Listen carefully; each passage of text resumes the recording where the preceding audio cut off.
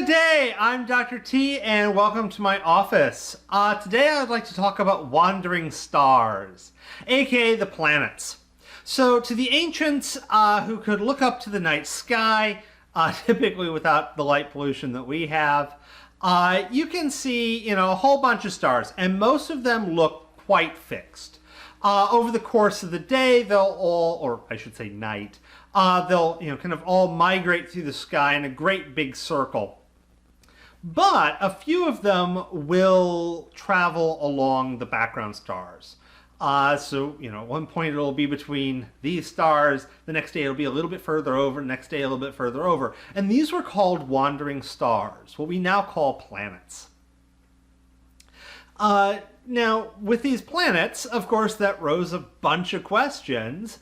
And, where are we and what is the universe like? So the earliest ideas of the universe typically were what we call geocentric, meaning they thought of the Earth as in the center, which of course, it's reasonable to assume that, hey, I'm number one, I'm in the middle kind of thing.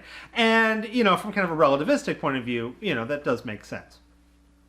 Ptolemy kind of gets credit with kind of working out the first good system for a geocentric model. It was actually good enough. It lasted for well over 1,000 years. So the idea of the Ptolemaic model is that the Earth is in the center of the universe. And then there are different bodies orbiting the Earth, the Moon, the Sun, and the 5 visible planets. Well, I mean 6. The Earth is a planet, and you can see the Earth pretty easily without a telescope. But you had Mercury, Venus, Mars, Jupiter, and Saturn that you could see with no light pollution. Some of those you can even see with light pollution. Venus is nice and shiny. But you can see those pretty good with naked eye, and if you pay close attention, you would notice them crossing the path. Now, one of the interesting quirks is if you watch them for long enough, they'll go one way through the sky, and they'll slow down and back up. And so the thought was in the geocentric model that the planets themselves weren't actually orbiting the Earth. They were orbiting a point, so they were going around in a circle, that the point that they lapped around was itself going around the Earth. And sometimes you might have multiple nestings of these points. And this actually made pretty decent predictions. You could predict, okay, on this day, where are the planets going to be? If you cared about alignments, which of course your astrologers probably did, because back then, hey, astrology was cool. Nowadays, it's like, it's nothing, sorry. But, you can make these nice alignments that work really well. Then, of course, at the very outermost, it was thought that the stars, all of the stars were kind of like a big shell at the very end, and that rotated around the Earth. Now, that holds sway for quite a while, but there are batting around this idea of a heliocentric model, which is the sun in the center of the universe. And now, of course, we now know, sun's in the center of our solar system. That's a tiny little speck of a great big universe. But there's these kind of batting around ideas of a heliocentric model. Typically, we think of Copernicus, who's, now at this point, we're getting into late Middle Ages.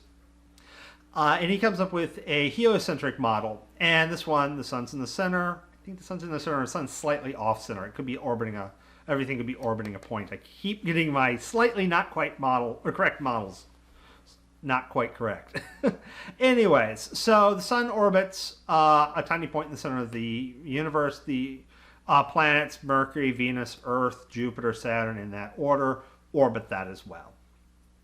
The problem, of course, even though, it looks a lot cleaner, and that's argument for Copernicus. This looks clean. The geocentric model with the circles within circles kind of stuff is just nuts. And this model looks a lot like you would see in, kind of a typical grade school classroom that you've probably seen before, except for the whole sun not actually being the center, being just slightly off-center part. The problem is this gives absolutely garbage data. If you try and use this to make predictions, the whole backing forth thing makes a lot more sense, that, the planets appear to move backwards, not because they're doing some weird circle thingamajig, but because you're passing them. That makes a lot more sense. But if you actually try and predict where the planets are going to be in the night sky, it's garbage. And the reason it's garbage is that they're circles. And the planets do not orbit in circles. They almost orbit in circles, but they're not. They're ellipses. A guy by the name of Tycho Brahe takes a lot of measurements, lots of observations, and then one of his students, Johannes Kepler, uses his work after he dies in somewhat mysterious circumstances. I mean, just saying, there could be a Netflix documentary here, you know, probably an accident. Kepler takes his data and then publishes his ideas that the planets are not moving at a uniform speed in circles, they're moving at variable speeds in eclipses. Ellipses, not eclipses.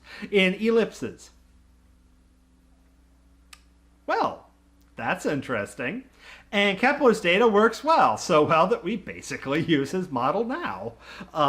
Slight minor refinements to, you know, where things are, but otherwise the math, it's the same math. So yeah, great model. Now there's one other guy hanging out around the same time as Kepler. He's also arguing for a heliocentric model. This guy is, of course, Galileo Galilei, everyone's favorite imprisoned astronomer. Of course, his big thing is he actually looks at Kepler's work and goes, yeah, you're nuts. Yeah, I know, I don't get it either. But he takes a telescope, points it at Jupiter, and goes, ooh, that looks cool. Hey, does Jupiter have moons? Yeah, Jupiter has moons. If Jupiter has moons and things are orbiting Jupiter, maybe not everything orbits us. Maybe the solar system is like Jupiter with the sun in the middle and all the planets orbiting the sun. And then there's a whole lot of politics going on. It's not really a science versus religious thing, which it kind of is, but it's also a whole lot more politics going on. Yeah, things get ugly, to say the least. But then again, we all remember Galileo Galilei, so, you know, things ended up reasonably well for him at the end. At least he didn't get, you know, executed or something. So with that said, next time, let's actually talk about those rocks out there.